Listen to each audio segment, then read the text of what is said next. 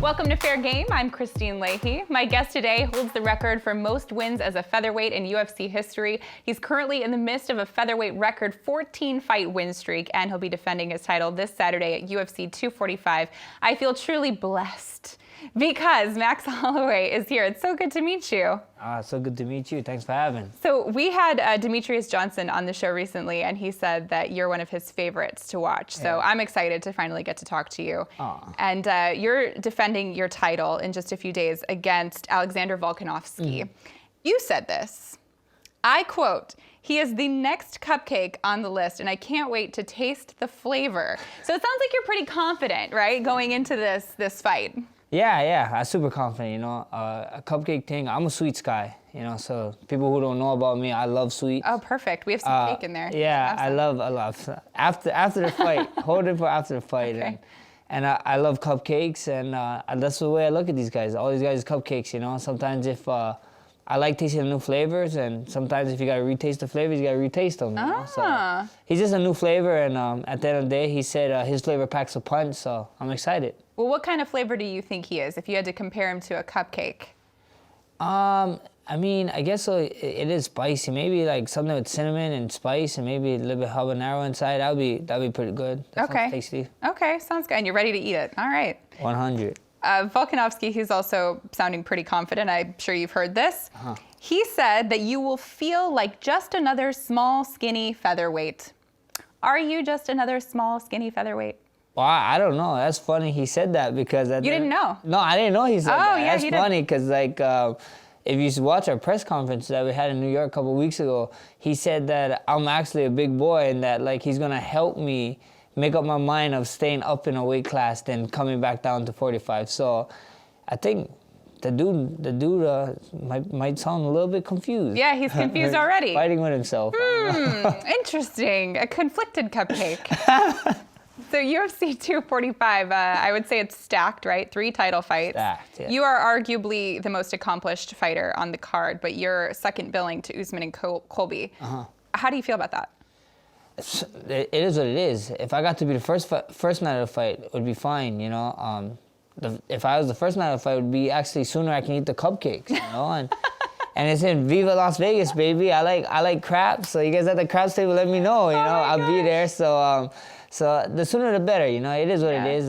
They got them at the main. I'm pretty sure they're gonna I'm gonna feel like the main event there, you know. Vegas is a 9 island. A bunch of Hawaiians live there. A bunch of Hawaiians is coming up, and I can't wait to show up for them. Yeah. So you actually eat cupcakes after you win? Oh, I eat cupcakes after I weigh in. 100%. After you weigh in, we have this process where I gotta drink stuff and eat certain stuff. But as soon as I can, or people's not looking, you know, I sneak in a few cupcakes here and there. You know, I'm like a master cupcake maker. Then you need to cook a cupcake for me. I will. When you win, no, that's a cake. No, a huge. Make you a lot of cupcakes. Okay, that's otherwise cool. You call that a cake. Yeah, right. You're right. Cupcake You actually is a cake. Fair game. She's shaking me up on fair game, guys. It's okay. Fair game, though. Okay, what's your favorite kind of cupcake? And I'll make you that. I love red velvet. Perfect. Red velvet cupcakes it is. Okay, it's one of my best. Yeah, you guys heard it here first on Fair Game, so. Exactly. So you have 14 straight wins as featherweight. Does it get harder and harder for you to find worthy opponents? No, not at all. That's not my job, you know. My job is continue fighting, keep knocking them down, keep tasting his cupcakes, and like I said, if they come back and I get to retaste them, then fine with me. But at the end of the day, I'm not a matchmaker. You know, I'm a fighter, and that's what fighters do. We just focus on fighting. There's a trend now in UFC to hold titles in multiple weight classes at the same time, and you moved up to fight lightweight back in April. Didn't go your way. Yeah. Do you still have your eye on holding multiple titles? Oh, 100%. You know, I want to be the best mixed martial artist of all time. You know, of all time, guys. And when I say all time, that means that's not staying in one weight class where I'm dominating or whatever, you know. The best guy is a guy who's willing to go, you know, just like the olden days, you know. In the olden days, when in the Coliseums, they wouldn't fight and be like, hey, step on the scale. I can't fight you, you know what I mean? Because you're too heavy for me, you're a pound off. No, you know, there's a bunch of belts, you know. My man DC, baddest man on the planet, he's trying to take that from me. I can fight him for that. You know, I heard there's that BMF belt, and then There's a belt that I wanted to pitch, you know, nicest mother lover belt. You know, there's some nice guys in there, and if they want to fight me for the nicest mother lover belt, let me know. Do you think it's possible for anyone to hold 3 at the same time?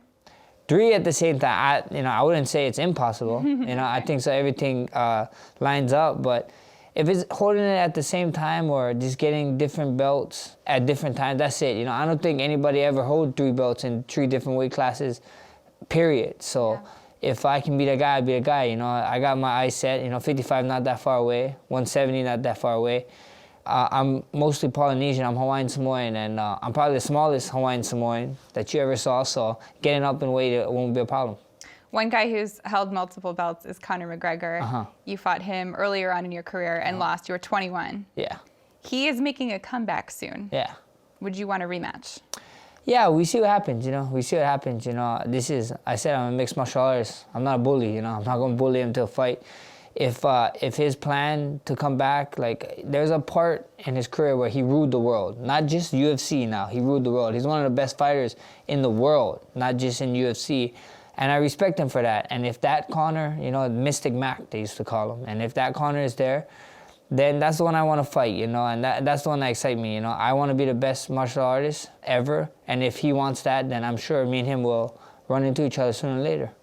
What kind of money could you make in a rematch with Conor compared to your other fights? That would be a big money fight. That would be a huge money fight. It would be a nice payday, you know. I guess so in his days, in his words, it'd be a red panty night, you know, but whatever. He does say that, red panty night. So good for him, you know. I think it'd be a big fight, huge fight, you know, especially what I'm accomplishing and, you know, what he's doing. So I hope nothing but the best for the guy, you know. He got a fight coming up in January. I hope he can stay focused, stay well, stay healthy, and we'll get to see him back in there. Is the money enticing to you? I always see what happens, you know. The more things that intrigue me is just fighting the best fighter, you know. Everybody trying to be this flash in the pan, this and that, you know. I don't shy away from hard work. A lot of guys is like, they're just trying to get there real fast, take shortcuts, and when they get there, they have it for a little bit and then they disappear real quick, you know. I don't want my work to just disappear real quick. I want everybody to be like, man, this guy earned it, he deserved it. That's just it. Longevity is important to you. Yes, man. Have you tried Conor's whiskey? I tried Jameson. That's pretty good. You tried Jameson. So another big name out there for you is Khabib, and you were scheduled to fight him in 2018. Had to pull out for medical reasons. Do you think that you will get the chance to fight him before he retires? I hope so. I really do hope so. You know, at the end of the day, like I said, I want to be one of the best mixed martial artists, and he is the best mixed martial artist, one of the best ones too, you know, pound for pound. So at the end of the day, if everything goes well, like I said, you know, if the stars line up and he's the best when I'm around and we get there, we get there. You know, if not, it is what it is.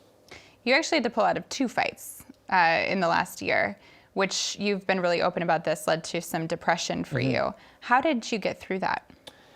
You know, at the end of the day, if I got to tell anybody whatever, you got to make sure you bless yourself. You got to take care of yourself, but you do not be afraid to reach out for help. We live in this time where social media is big and this and that, and everybody's like, oh, I'm a self-made and this and that, blah, blah, blah. That's a lie. You can be self-made to a certain point, but then most of these guys, you know, even the richest billionaires in the world have great teams behind them. And I have great teams and great families. You know, I got my little son, Rush, my family, my teammates, my coaches, my manager, and they helped me a lot. You know, you got to reach out. You know, there's a point where I was cutting out everybody. Like, I wasn't talking to no one when I was going through it. And that's not what you do, because the problem just gets worse and worse. So you need to dig yourself out of it, and don't be afraid to ask for help. You know, everybody keep telling me, you're just a fighter and this and that. That's crazy for you to talk about it.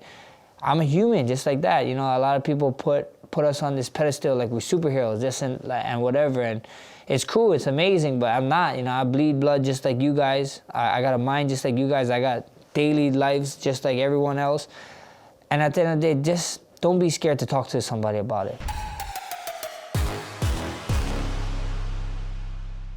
Check out our YouTube channel, FairGame on FS1, to catch all the best highlights of our show. And don't forget to hit the subscribe button so you never miss an episode.